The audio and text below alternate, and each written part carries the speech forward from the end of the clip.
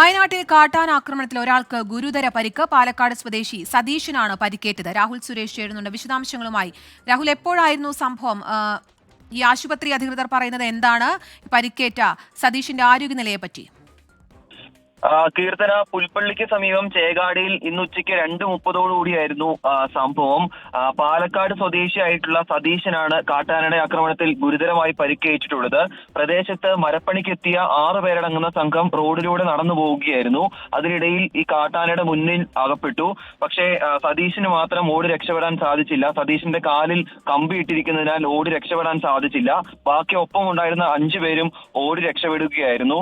ഈ കൂടെ ഉണ്ടായിരുന്ന ആളുകൾ പറയുന്നത് സതീശനെ കാട്ടാന കുത്തി വീഴ്ത്തുകയായിരുന്നു. വയറിനാണ് ഗുരുതരമായി പരിക്കേറ്റിട്ടുള്ളത്. ഗുരുതരമായി പരിക്കേറ്റ സതീശനെ നിലവിൽ മാനന്തവാടിയിലെ മെഡിക്കൽ കോളേജിൽ പ്രവേശിപ്പിച്ചിട്ടുണ്ട്. ഇവിടെ ഇപ്പോൾ അടിയന്തരമായ ചികിത്സ നൽകുന്നു എന്നാണ് നമ്മൾ മനസ്സിലാക്കുന്നത്.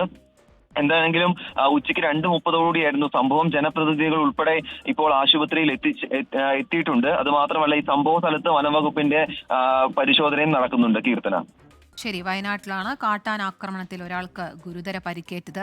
പാലക്കാട് സ്വദേശി സതീശനാണ് വയറിന് ആനയുടെ കുത്തേറ്റത്. രാഹുൽ സുരേഷാണ് വിവരങ്ങൾ നൽകിയത്.